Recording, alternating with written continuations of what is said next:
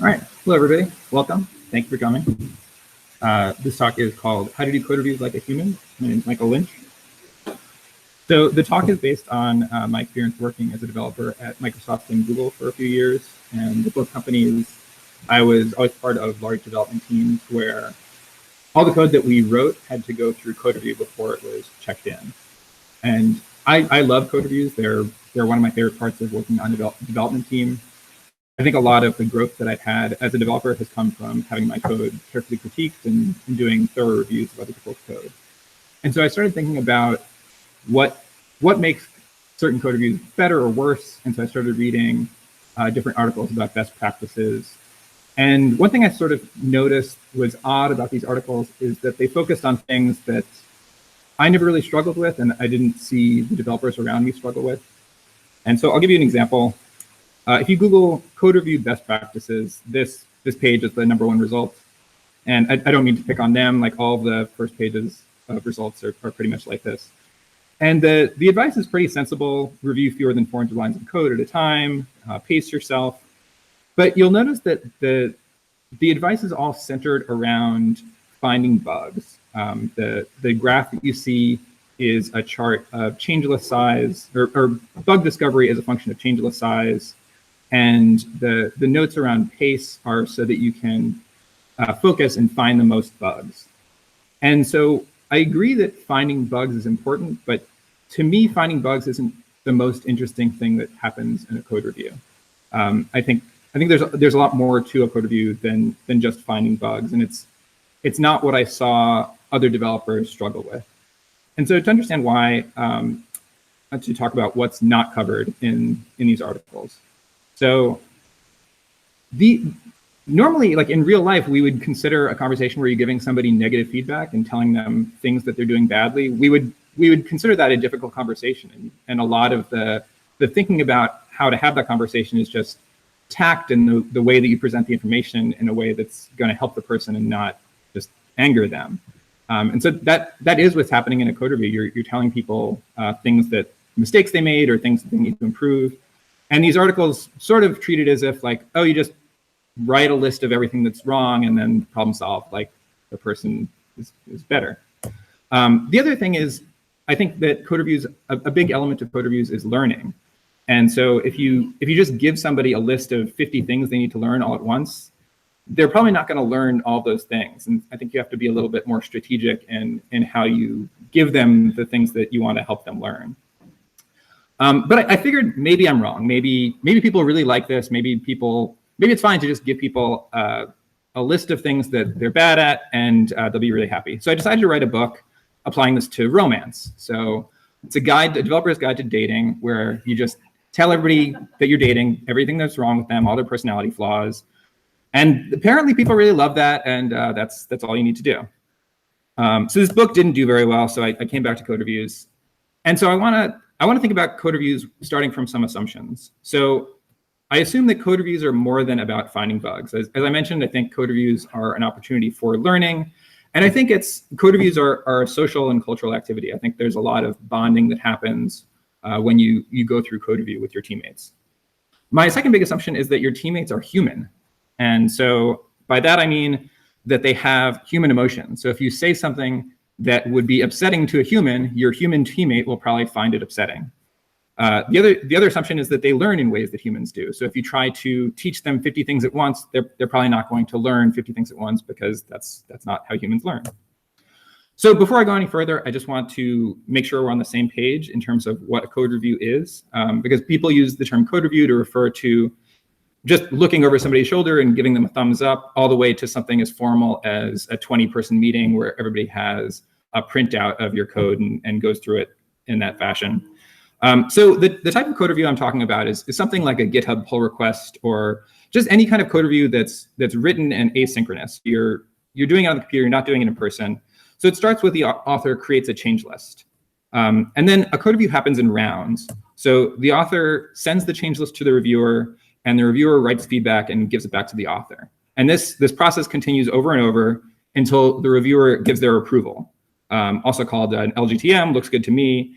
And at that point, the author makes any final changes and merges it into the team repository. So with that in mind, I want to talk about these 8 tips for how to do code reviews like a human. Number 1 is settle style arguments with a style guide. So developers love to have these arguments about like tabs versus spaces that are purely style arguments, but really they're a waste of time because spaces are better. But even if you don't believe that, you don't want to have that conversation over and over again. You don't want to, every time you review a change list for somebody, you don't want to restart the debate about tabs versus spaces, or every time there's a new person on your team, you don't want to figure out like what their pet style is and argue that. So the better solution is to just have a style guide where the style guide defines what the style is. And so you can either use an existing style guide. Google publishes style guides that I think are pretty good. Other companies publish style guides as well. If you don't like any of those, or you can't find a style guide that works for you, you can just build your own incrementally. So every time you find yourself on a code review and you come to one of these debates like tabs versus spaces, gather your team together and say like, hey, let's just make one decision right now, and that's the one we're going to stick with. And then once that decision is made, you codify that in your style guide, and then from then on, any debate is settled by that's the style guide. You save a lot of time having these like very petty arguments. So number 2 is let computers do the boring parts. This is a little bit related to the first one. So I recommend using linters and formatters to automate as much of the review as possible. So computers are really good at noticing things like, oh, there's too many characters on this line, or there's not enough white space between these 2 functions. Humans can do it, but they're not that great at it. And if you're using humans to do it, it's kind of a waste of human time. The other advantage of using linters is that it's a much tighter feedback loop. If you have an author on the team that, especially somebody who's new to the team and they're learning the style guide for the first time, it's much faster for them to write their code, run the linter, and get an answer back in 2 seconds. Oh, you missed a blank space here, or this is too many characters per line. That's much faster than having them write the change list, send it out for review, wait hours to days to find out like, oh, like this code doesn't meet the style guide because it's some petty error. The other advantage is that it's healthier to direct your frustration at a bot. So a lot of times people like find it very frustrating to find out that their code isn't up to snuff because of something like very pedantic, like, oh, there's not enough blank lines, or you use the wrong naming convention.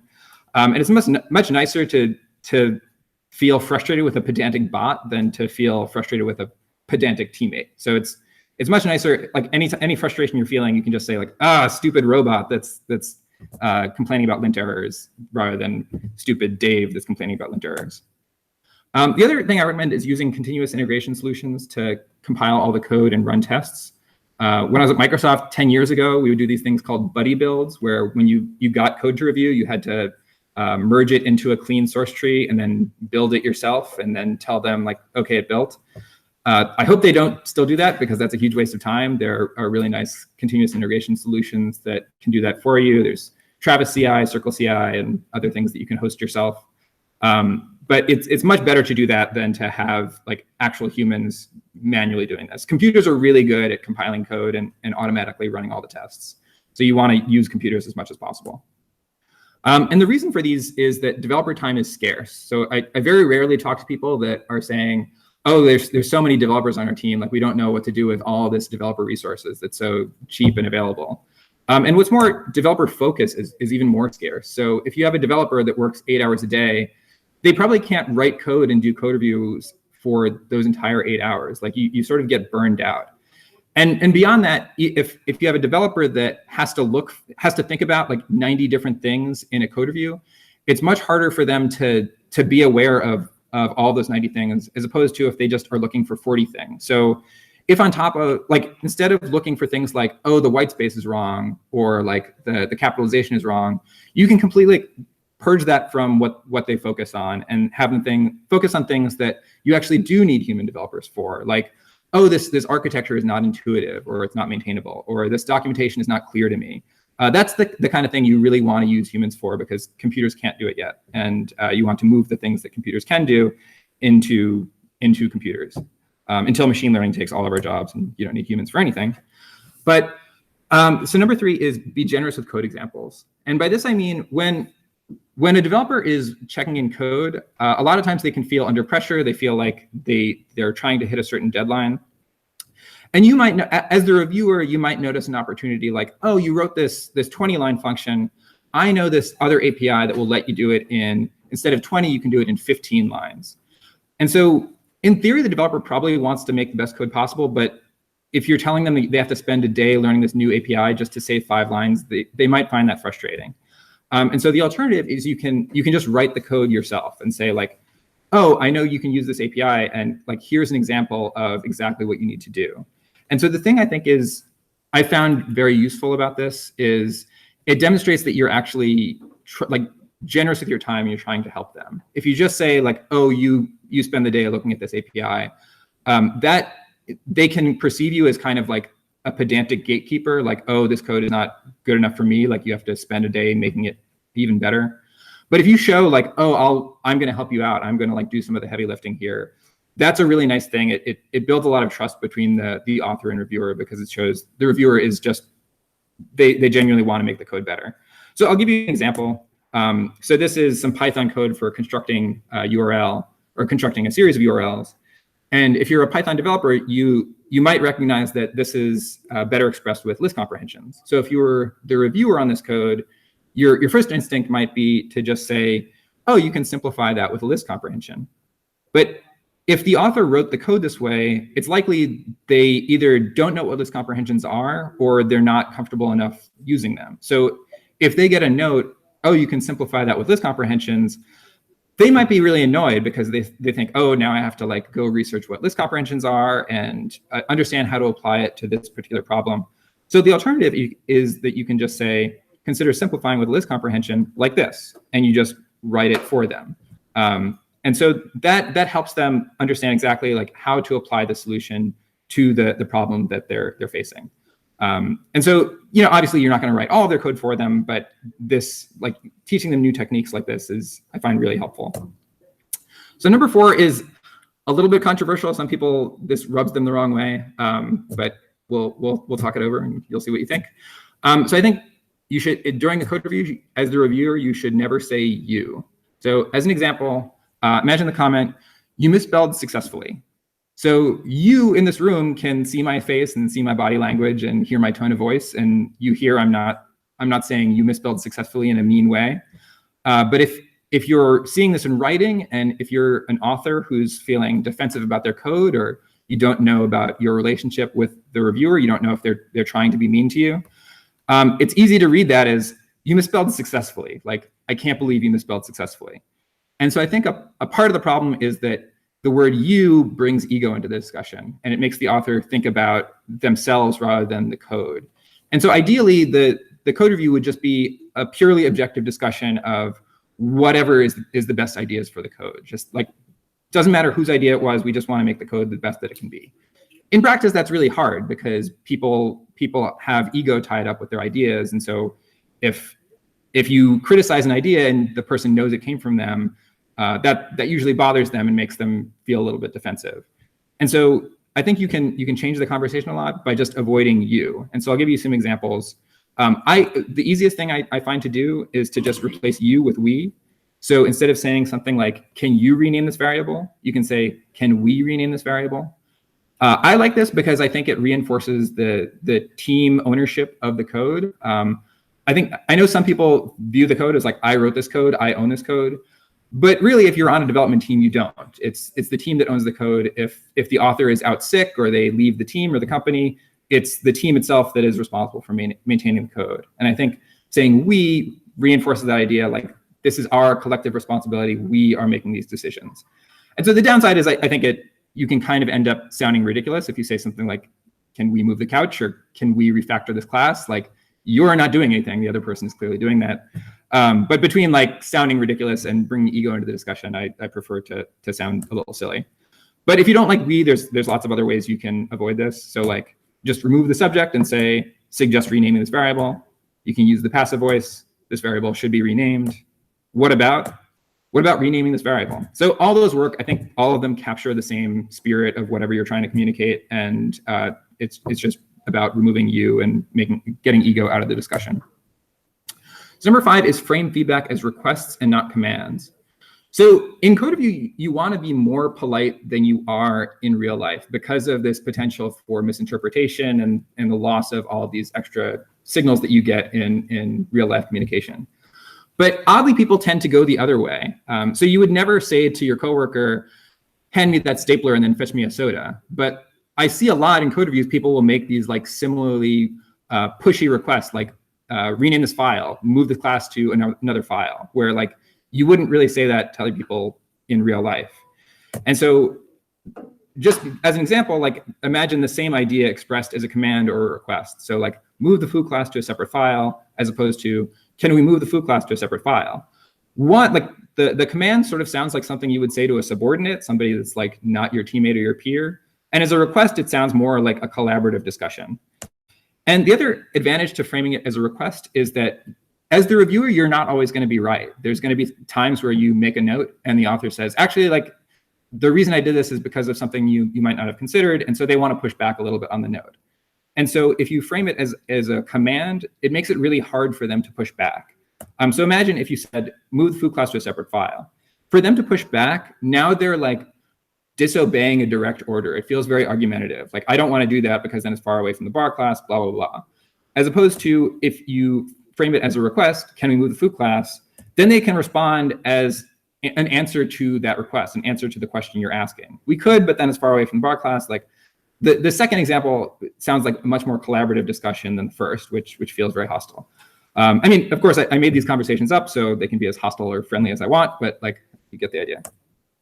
So number 6 is offer sincere praise. So a lot of people think about code reviews as an exercise in finding fault and finding mistakes, but they really don't have to be that way. Like I personally, when I'm reviewing code, a lot of times I'll see something that I really like, something that I find delightful. And so when that happens, I like to share that with the author and say like, oh, I wasn't aware of this API, like that's really useful. Or this is a really elegant solution, like I wouldn't have thought of that. And so I think that is a really nice thing because people like to be recognized for what they do well. The other thing I think is useful for sincere praise is reinforcing something that you see somebody making an effort to improve. So something I personally care a lot about is clear documentation and clear function comments and class comments. And so a lot of times I'll give people feedback like, oh, this function comment is a little bit unclear, or this documentation is a bit hard to read. And so on a subsequent review, if I see they've made an effort to really make their documentation clear, I'll make a comment that says like, oh, this is really clear documentation. You've done a really good job of making this very clear and concise. And so then the author knows like I've made an effort and it's paid off, like it really locks in that improvement. So number 7 is aim to bring the code up a letter grade or 2. So when I get a change list for review, I sort of come up with a letter grade for it. And this is in my head. I don't tell the author this is D grade code. But like an A is excellent code where any note I can come up with is just very minor. Like I can only think of things like, oh, there's a spelling error. It's like already in such a good state that I can barely add any improvement. And then it goes all the way down to like an F where the code is either like functionally incorrect or it's so unintelligible that I can't tell whether it's correct or not. And so I can't check it. I can't allow an F to get checked in. And then there's anything in between. And so for a long time as a reviewer, I would try to get code up to an A. And I thought, why not? Like, why not make the code the best that it can be? If I have ideas to keep improving it, then like, why not just keep going? And the problem is that developer patience is finite. So in theory, everybody wants to make the code as good as it can be. But in practice, nobody really wants to go 20 rounds to make that happen. And so the problem is like the longer that you're going on a review, the stress level increases. So for the author, they usually think like if they sent you code for review, they usually like that should indicate they thought it was good enough to check in. And so if you're telling them like, no, the code that you thought you could check in today, like it's actually going to take 2 weeks to get it up to a level that I think is acceptable, that it's going to stress them out. Like the longer you go, the more likely it is they have deadlines they're falling behind on. And the more stressed they are, like the harder it's going to be for the two of you to have a constructive conversation. And so instead, I try to think about it in the long term. So if I get code that arrives to me at a D-, I try to bring it up to a C-. And so you might think that if I accept C- code, then I'm going to end up with a code base that's C- grade overall, and it's just going to be a mess. I find that in practice that isn't quite what happens. I think when you help somebody get up to a C-, the next time they send you a code review, it's going to start at like a D+ or a C-. They're not going to keep going at that same quality level. And then over time, you're eventually getting code that's a C+ or at the B level that you can help bring up to an A. So I think that's a healthier thing for the relationship. You maintain a good relationship with the teammates so that you can get the code in long term. There's lots of change lists they're going to write, and so you have time. Like, not every single change list has to be perfect. So the last one is the most important, and that's handle stalemates proactively. So a stalemate is when the reviewer refuses to approve a change list until the author makes additional changes, but the author refuses to make those changes for whatever reason. So this is the worst possible outcome of a code review. You're just stuck butting heads.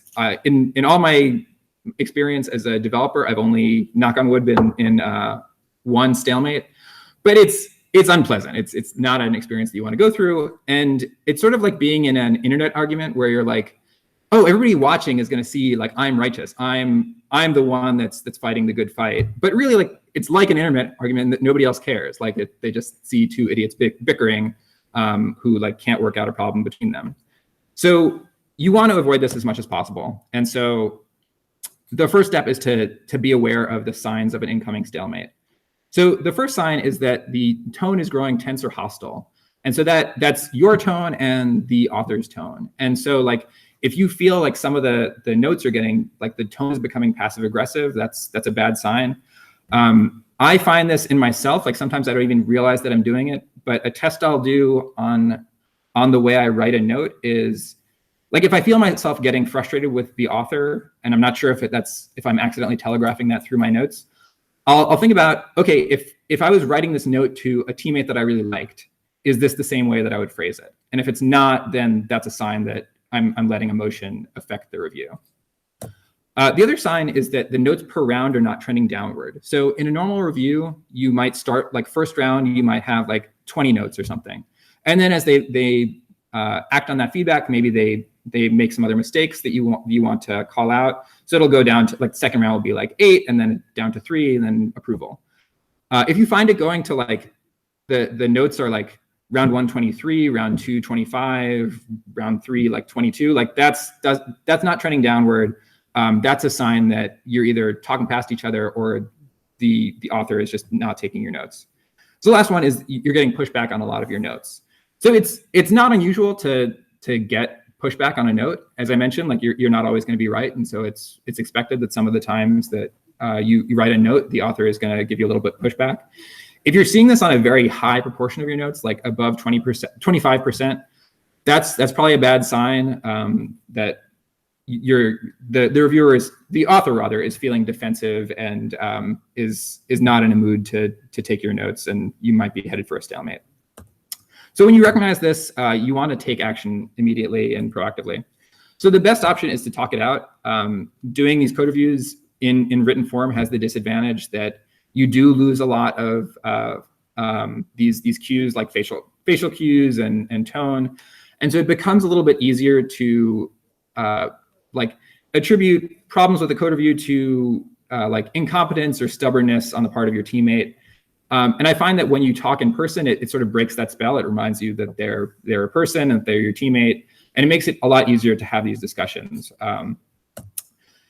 Another option is a design review. So sometimes when you're stuck in what seems like a stalemate, it's because you're making a decision that's really bigger than the two of you. Like if you're deciding on an architecture decision or like taking on a dependency that affects your entire team, that's not something that should be decided by the two people that just so happen to be on the code review. That's a decision that affects the entire team, and other people on the team should have the opportunity to weigh in. So one option, if you feel like the stalemate is because of this, you can approach the author and say like, hey, I think this is a team level decision. How about like we put together a design review and bring together other parts of the team to discuss this. And the last option is to either concede or escalate. And so by concede, I mean, you just give up the point. Like if you think that they're making a mistake in the code, just concede and say like, I wish, okay, like we'll do it your way, and you hope for a better outcome next time.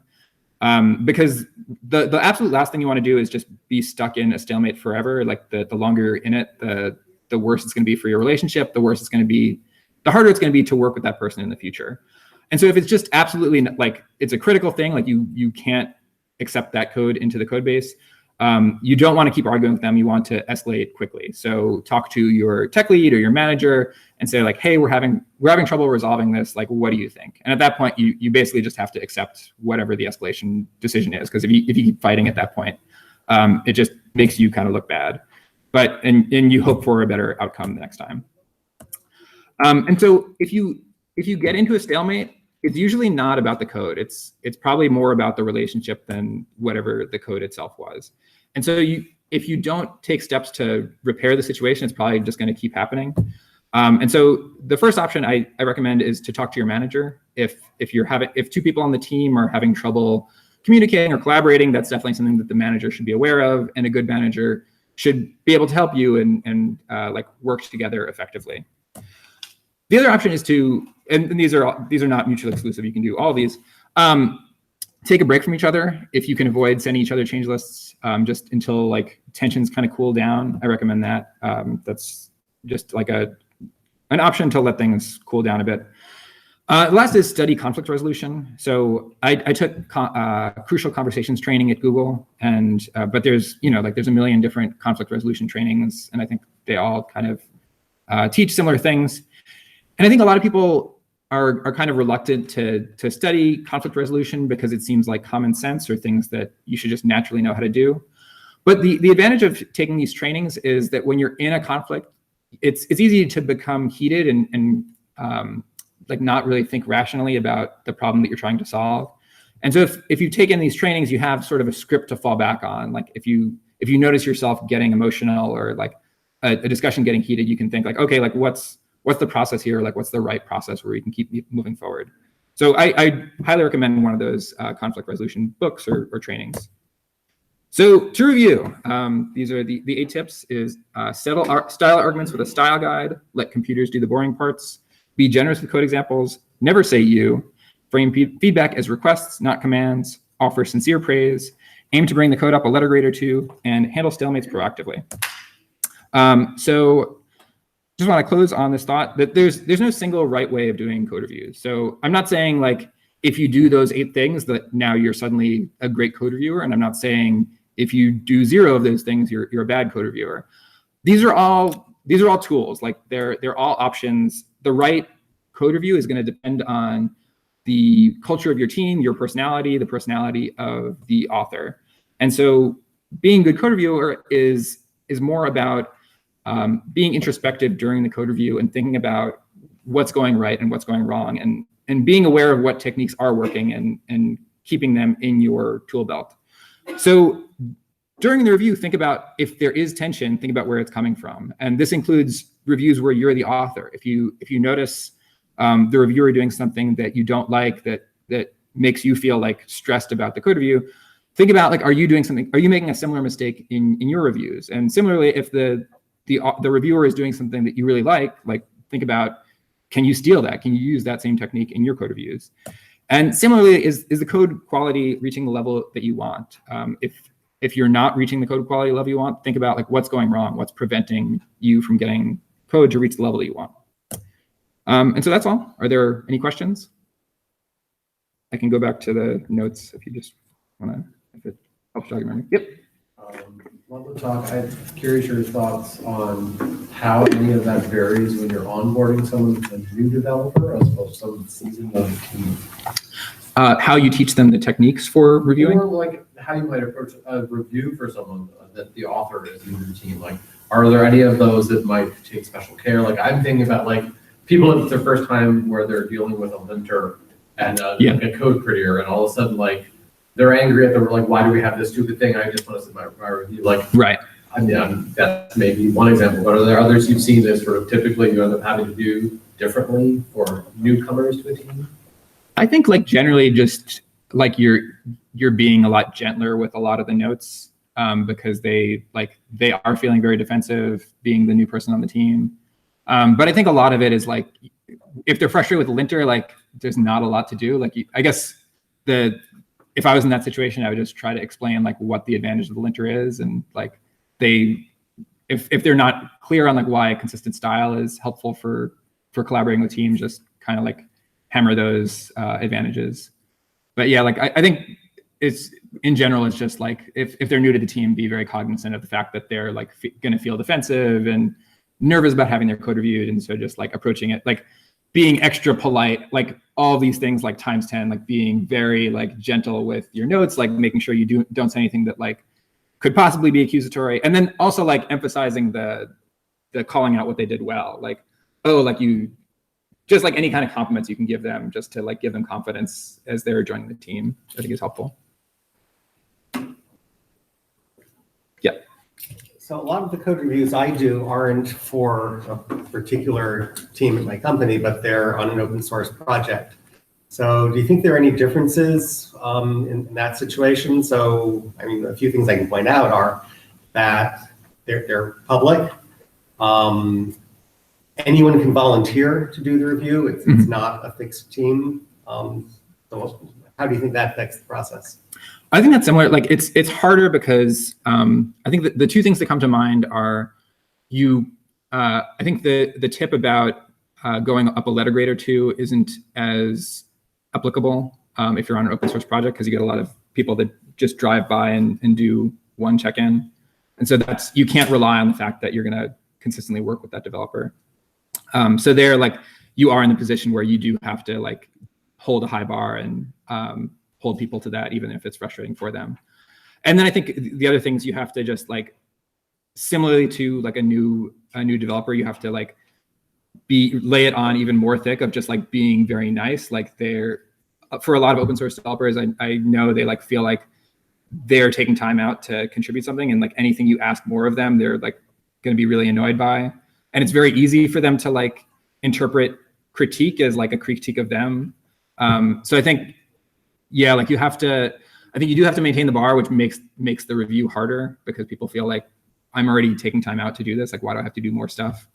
And then I think, but to counteract that, to like try to offer praise and like thank them a lot for taking the time to do it. If it is something where like it's faster for you to just like accept the code and then just make some changes on top of that yourself, then that's better. It's also an area where like investing in automated tools is a lot better, because like if before it even gets to a human, like they're getting feedback saying like, no, like the style is wrong, or like this didn't pass unit tests, then that's much better than having them like wait for a human and like get angry at a human that's telling them something. Any other questions? Are the slides available, and your contact information? Oh, sure. My contact info is on the last thing. So this is based on a blog post where I have some more tips. And if you email me, I can send you a link to these slides. I'm curious, like in your own experience, kind of the structure around this Stalemate you had. So, you know, I've gone through the process of like that kind of tension. Yeah.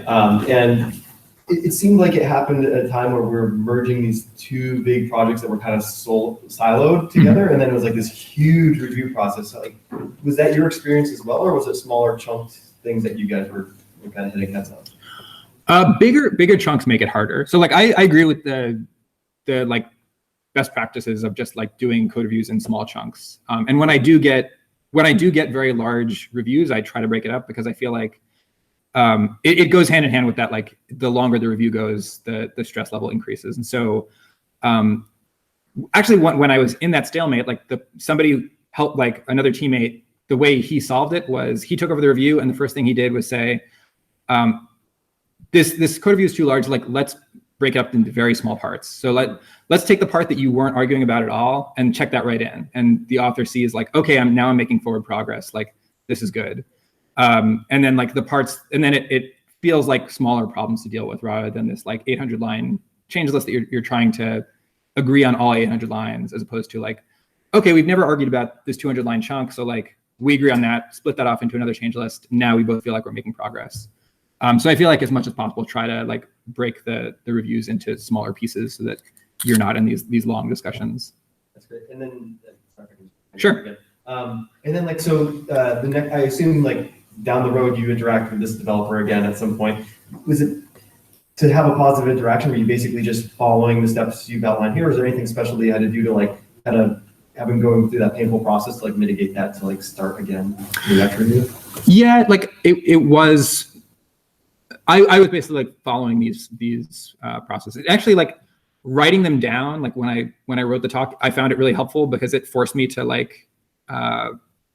recognize that there are actual rules I can follow. And so like when I find myself breaking them, I'm like, oh no, like I have if you have a formalized set of rules that you know you follow, then it's easier to recognize like, oh, I'm not following this rule. I'm not offering praise, or like I'm being like stingy with code examples. And so like remembering like, oh, okay, like this is how I review code when I'm reviewing code well. I found that really helpful to just like, okay, like that's the way I should do it. Sure. Any other questions? So your existing process at one or more companies was to review all code before it gets checked in? Yeah.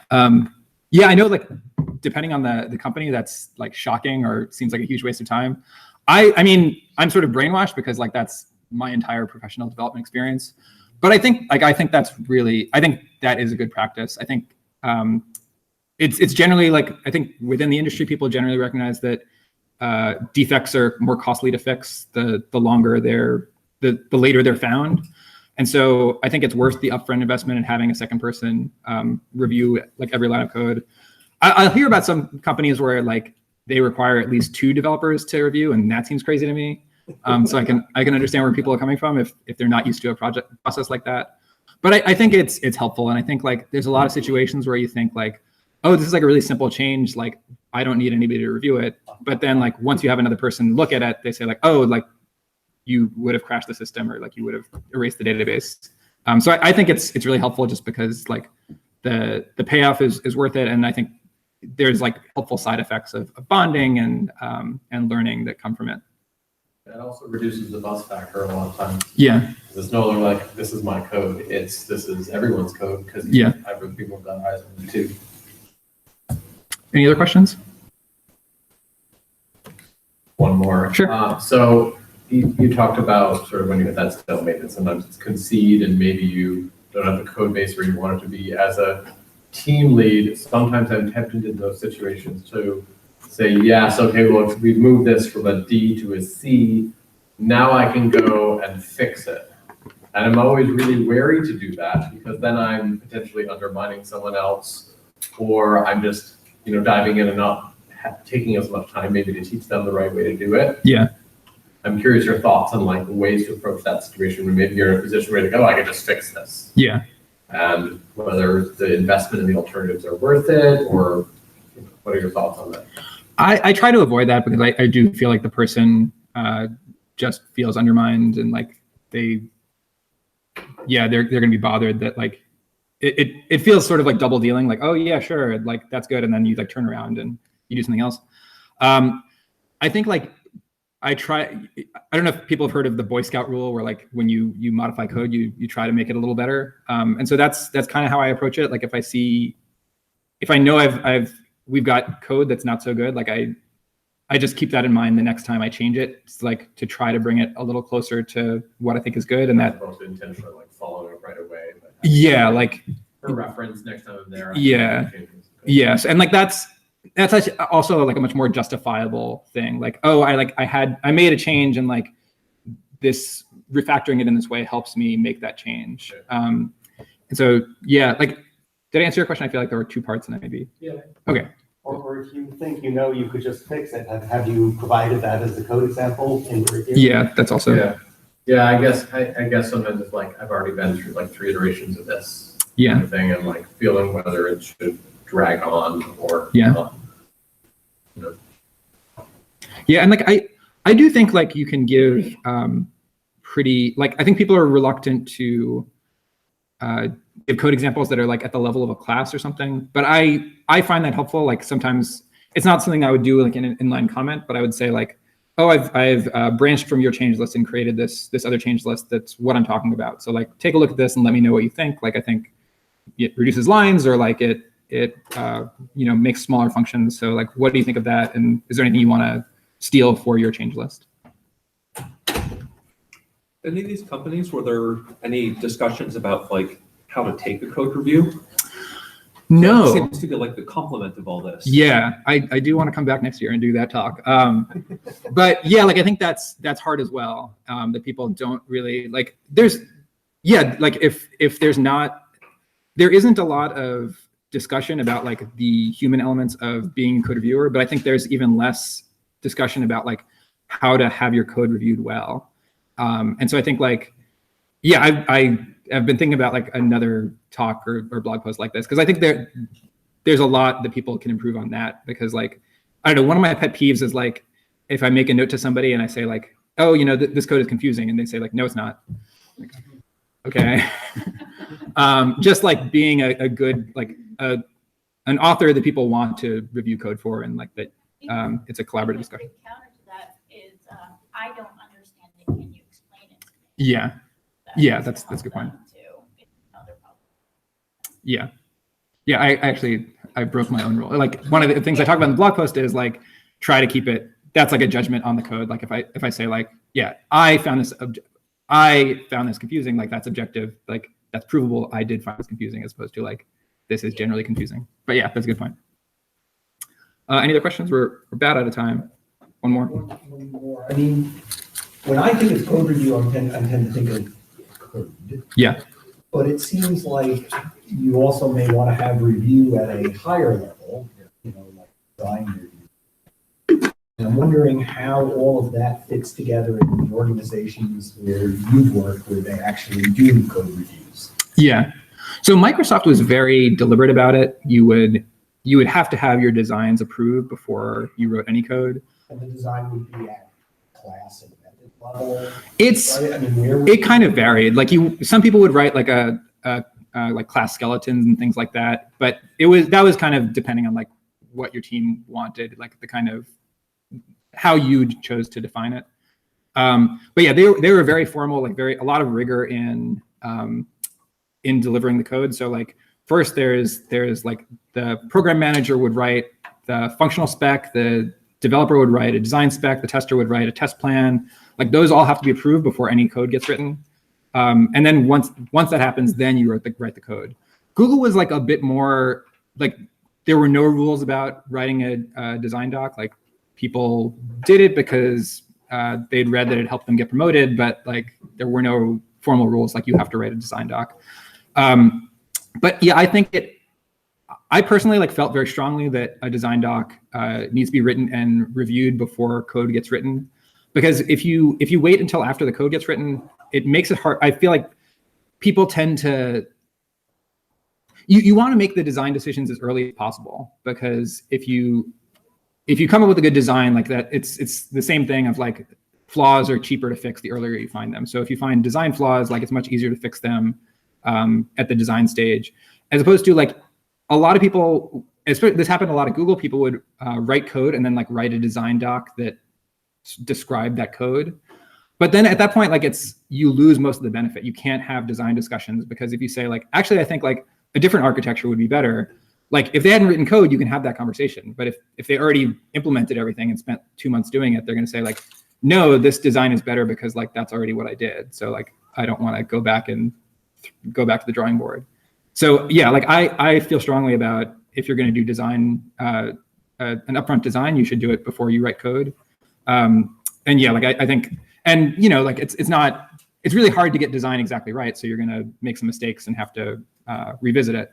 But yeah, doing design docs upfront is, I think, saves a lot of time and is helpful for the team. One more question, then I think we got to wrap up. Great, thank you.